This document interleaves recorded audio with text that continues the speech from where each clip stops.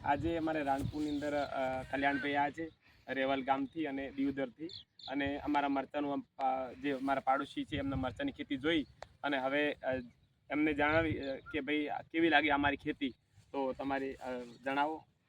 હવે આ મરસામાં તો ધણી તો માલામાલ થઈ જ ગયો છે. કોઈ મગફળી કાઢવાની વાત જ આવતી નથી.